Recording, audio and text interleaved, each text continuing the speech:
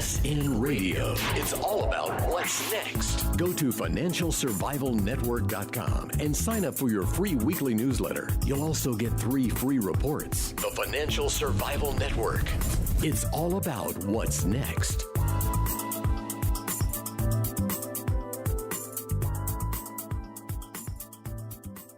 This is Kerry Lutz, and it's time for another Triple Lutz report.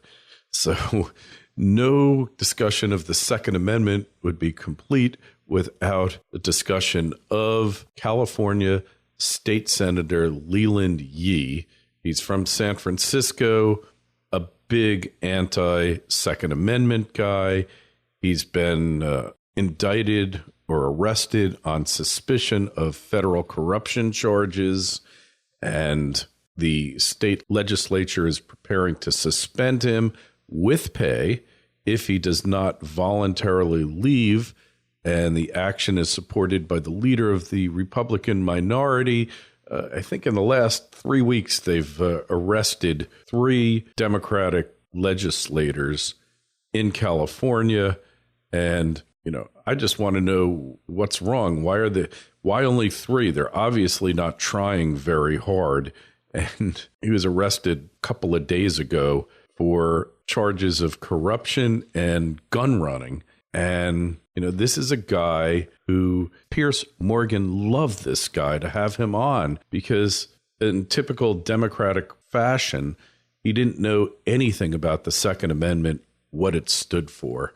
So Senate President Pro Tem Darrell Steinberg, also a Democrat of Sacramento, has called for a Friday vote to sideline the San Francisco Democrat with pay if he does not leave voluntarily.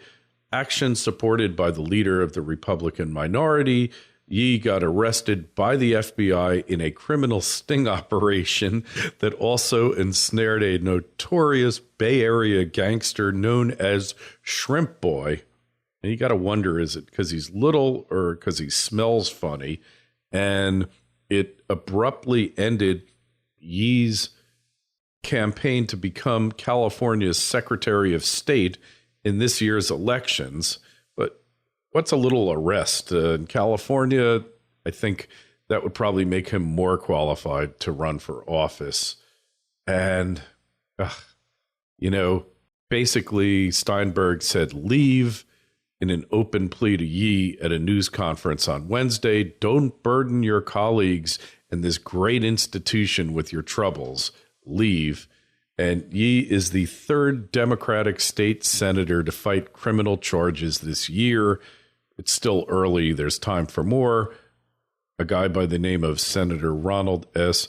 Calderon of Montebello was indicted on bribery and money laundering counts. And Roderick W. Wright, who represents Inglewood, the Inglewood district, and was convicted of voter fraud and perjury, have both taken leaves of absence, I'm sure with pay. Yee's arrest comes at a particularly bad time for Democrats who expect tough Republican challenges in a handful of closely matched legislative races. The outcome could undercut the Democrats' chance of restoring their short-lived supermajority in the legislature, a powerful 2/3 voting bloc that would have enabled them to pass tax increases without a single GOP vote. I keep telling you this. The political parties are just crime families. Nothing more, nothing less. Okay? They're not political parties. They're just crime families put in for the GOP, the Gambino crime family, and for the Democrats, the Columbos. That's why I don't vote anymore. It's a waste of time. It's a waste of effort. And, in Florida, you can't go to the polling place without having to wait online. So my vote is not going to make any difference anyway. And then the indignity is I got to wait online to not make any difference. What is the point? So the supermajority was lost in the Senate this month when Calderon left, and the Democrats maintained one in the Assembly. And Mike Madrid, who's a GOP strategist, said Republicans would be foolish not to seize on the rash of Democratic scandals. I'm sure there's too few GOP lawmakers left in California to have enough of their own scandals. So-called experts are predicting historically low turnout in the June primary and November general elections, Madrid said, and a 1 or 2 point shift away from Democrats will decide a number of significant races, and it'd be a serious misstep not to make this narrative, which is writing itself, a part of the political discourse at this moment. Well, you know my feeling about this, and he attributed the arrest to personal failings of those accused rather than to any culture of corruption festering in Sacramento's ruling party. Yeah, this guy, he's so anti-gun, this guy Yee. He doesn't believe you or I should own a gun so that we could defend ourselves against the criminals who are trying to break into your house or steal your property or kill you. But Muslim terrorists, if they are terrorists, whatever the heck they are, I believe there are Muslim terrorists out there who he's trying to get the guns to. They are the worthy owners, the worthy recipients of firearms. I mean, this is just nuts. And, the media, of course, say that a state senator got arrested. They never even mentioned the guy's political party. In this particular article that I'm quoting from in the LA Times, it's all about the party, so they have to kind of mention it. And it's just too much. But this is the kind of thing that you come to expect from your politicians. At least I do. I hope you do as well. And the gun lobby is denouncing this guy as a total hypocrite, and for good reason. An affidavit filed in federal court in San Francisco by FBI Special Agent Pascua said there was probable cause to believe that Yee had conducted various crimes, such as engaging in a conspiracy to deal firearms without a license and illegally import firearms. And Yee is a prominent figure in California's Democratic legislative majority, had crusaded against guns and violent video games for years. I guess he wasn't trying to import violent video games without a license either. And the criminal complaint stated that Yee sought donations in return for connecting an Italian gangster from New Jersey with an international arms dealer. And the gangster was actually an undercover federal agent, the complaint said. And the complaint said Yee talked tough about having shady contacts who could obtain automatic weapons. And do I think we can make some money? I think we can make some money, the state senator said, according to the complaint. Do I think we can get the goods? I think we can get the goods. Well, evidently they got the goods on him. The complaint says Yee described his approach to arms dealing as agnostic. And people want to get whatever they want to get. Do I care? No, I don't care. People need certain things, Yee said, according to the complaint. But the people who need these things to protect themselves, that's another story. I guess they don't have the money to pay off Yee to get them.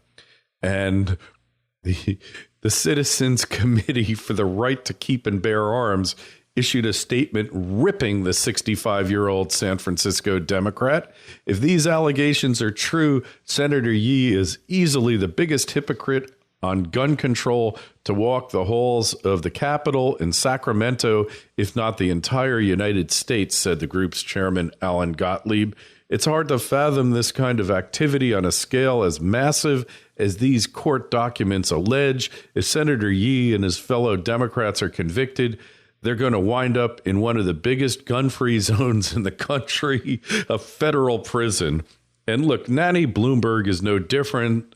Nanny Bloomberg doesn't want you to have a gun, but he's got all of these retired New York City police detectives And guess what? They're carrying they're packing heat like you can't believe. They got, 9mm cannons in their pocket with big magazines, 17 round magazines. I'm sure they're carrying Uzis and you name it. But when it comes to you protecting yourself, you having guns, Nanny Bloomberg's totally against it.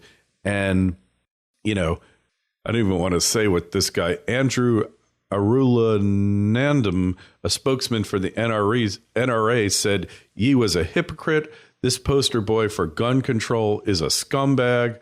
Well, we could go on and on about this, but you got to laugh when you see that a guy like Yee, it just shows that the guy's an opportunist. And, but I want to know about this guy, the shrimp guy, how he got his name, the shrimp boy. Is he a shrimp importer? Is he small? I mean, it's just amazing. And how did this guy Yee get in with this guy, the shrimp boy? I mean, you say that politics makes for strange bedfellows, but when a state senator is mixed up with a guy named the shrimp boy, it's amazing. But all told, there were 26 people identified as having violated federal statutes in the complaint. They were accused of participating in free-ranging criminal activity that dabbled in a spectrum of activities, including illegal marijuana grows and a scheme to transport stolen liquor to China. I mean, this guy is a one-man crime wave. Anyway, more up next on the Financial Survival Network. FSN Radio, the Financial Survival Network. It's all about what's next. Do you have Medicare or health insurance through your employer? If so, listen up. The healthcare reform wasn't written to save the healthcare industry or even to lower healthcare costs. Shoot, it isn't even designed to insure the uninsured. It's just a temporary political byproduct. Like a flat rock you step on in a swiftly moving stream, Obamacare is just a means to an end. Want to learn more about Obama's ultimate objective? Then you'll want to review our latest research presentation found on oclies.com. In it, a health expert and industry insider explains what you think you know about caring for your health is about to drastically change in 2014. Plus, he details the simple steps you could take to save thousands of dollars per year in health costs. It's free for you to preview at oclies.com. Don't waste time. What you don't know about the healthcare reform could hurt you and your family. FSN Radio. When your accountant wants tax-free income, this is what he does. Accountants know the law. They also know that any American could legally get paid up to 3 times per month, 100% tax-free. That's 36 tax-free checks each year. It doesn't matter what you make already. This simple strategy could work for anyone. Go to www.irsrevenge2.com to learn how. That's irsrevenge2.com. FSN Radio, the Financial Survival Network. It's all about what's next. And we are back. I'm Kerry Lutz on the Financial Survival Network. This is Triple Lutz Report, episode 344. So guess what? The U.S. Treasury adds a digital currency representative to an advisory group. So tell me that the U.S. government doesn't like Bitcoin.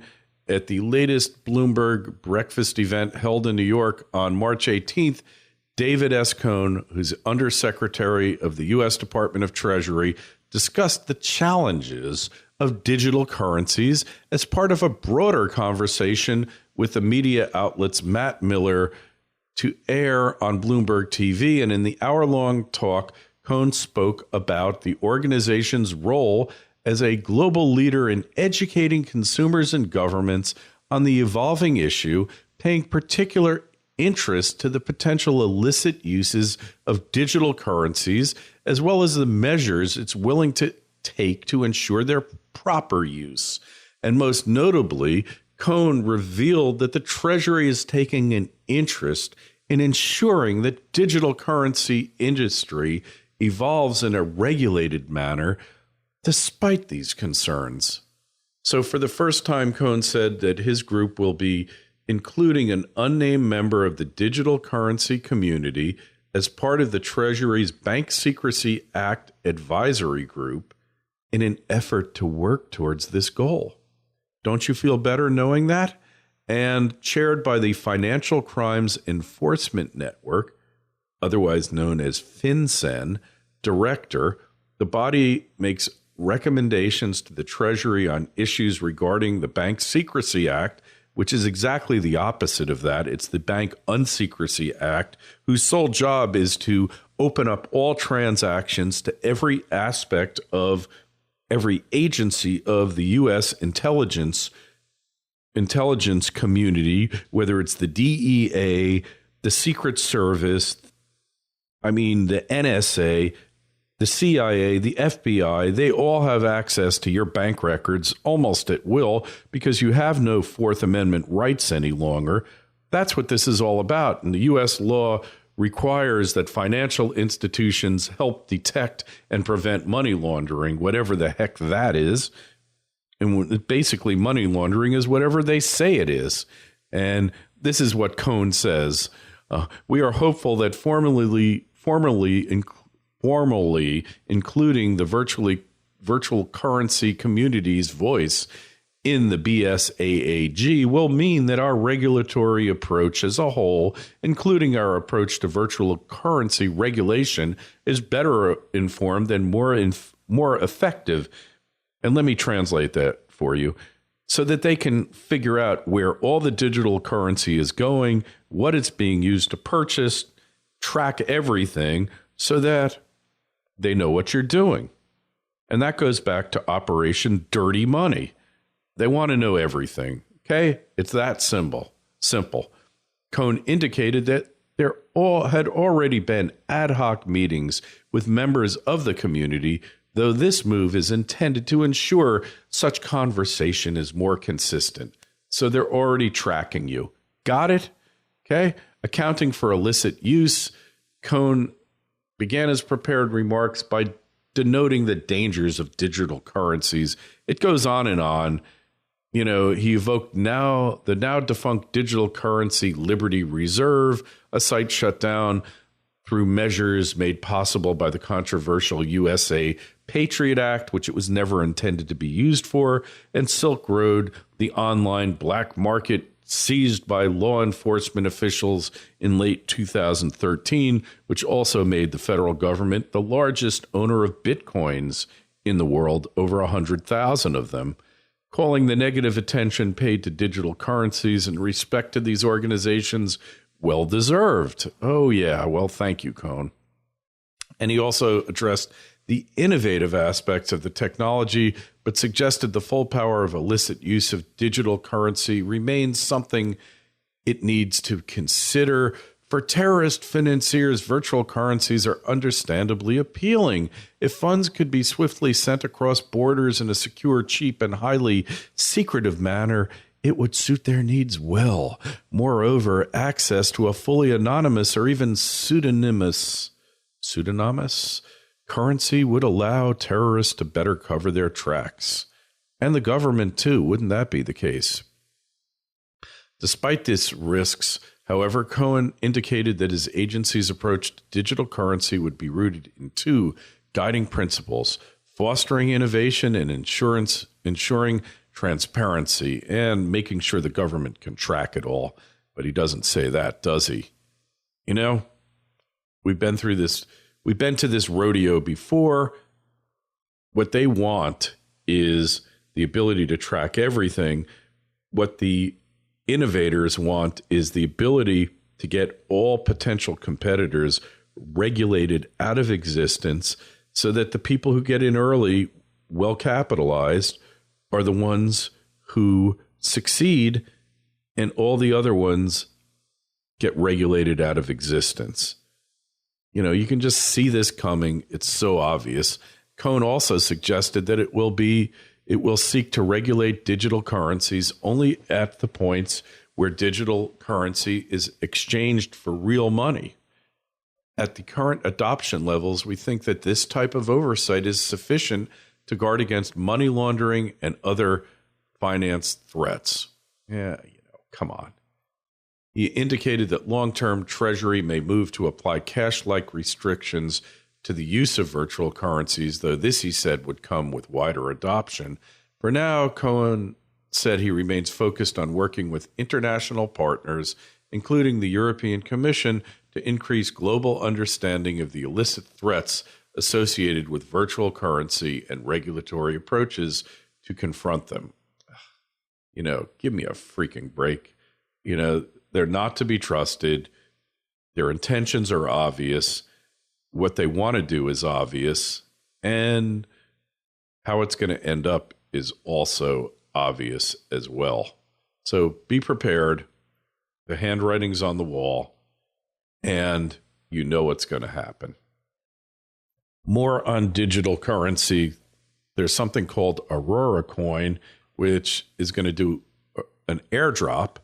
Will Iceland embrace a national digital currency? So Auroracoin is a cryptocurrency, and they're going to begin distributing Auroracoins to Iceland citizens. They started it on March 25th, and it's being called an airdrop.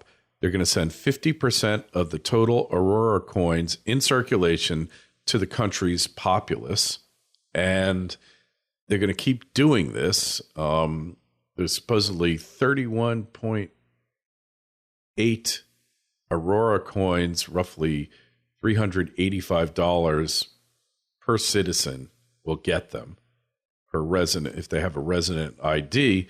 This is the fourth place digital currency in terms of overall market cap. So I guess they're worth about $10 or $11, maybe $12 per coin. And, it's pretty cool that they're just giving the things out. What will that do to the value? They're going to keep giving them out, and then people who don't take them. So stage one, they give out 31.8. And then stage two, there's a reset. Every Icelander will be able to claim a part of the coins left over from stage one. So they don't know how many people are actually going to say, I hereby take my 31.8 AUR Aurora coins. And then stage two, stage three, there's another reset. Whoever doesn't claim from stage 1 and 2, they reset. And then stage 4, I think it's pretty cool. I'm looking forward to seeing what happens. And who knows? It doesn't appear that the Icelandic government is behind this, but we're just going to have to see. So, will Iceland adopt this cryptocurrency en masse? I mean, look, if you're an Icelander and somebody gives you $385 just out of the blue, and conceivably, if less than half the population adopts the currency, it could be worth $750. You'd be stupid not to adopt it. And $750, I guess, is a fairly good amount of money. You could use it to buy stuff. I think Iceland produces a whole bunch of fish. Use that $750. You could buy some defaulted Icelandic debt left over from 2008. Might be worth something one day. You could buy lamb. You could buy Icelandic water. They got some of the purest water in the world in Iceland. They got so much stuff in Iceland. It's really untapped. And who knows? Maybe you could buy a plane ticket and get the heck out of the place, because it's pretty desolate in the winter. And I think they had a really bad winter this year as well. It's nice in the summer from what I've heard. And they got some beautiful looking people there, all blonde haired. They're Scandinavian. So there's a lot you can do with those Auroracoins. Be on the lookout for them. If it does get adopted, buying a few of those Auroracoins, man, could be worth a lot of money. The value could really skyrocket. No, I'm not telling you to invest in Auroracoins, because you know what happens when I invest. Invariably, well, I've warned you before, I'll warn you again, and you better watch out. But could be fun. I think it's a great thing. And if it supplants the Icelandic currency, then the banks really have lost control over the currency. But remember what's happened to all of these Bitcoin digital exchanges. That's what you have to worry about, the potential for hacking. At least banks are insured. Anyway, that's it for this Triple Lutz Report. It's been another Triple Lutz Report. Kerry Lutz signing off. FSN Radio. It's all about what's next. Go to financialsurvivalnetwork.com and sign up for your free weekly newsletter. You'll also get 3 free reports. The Financial Survival Network. It's all about what's next.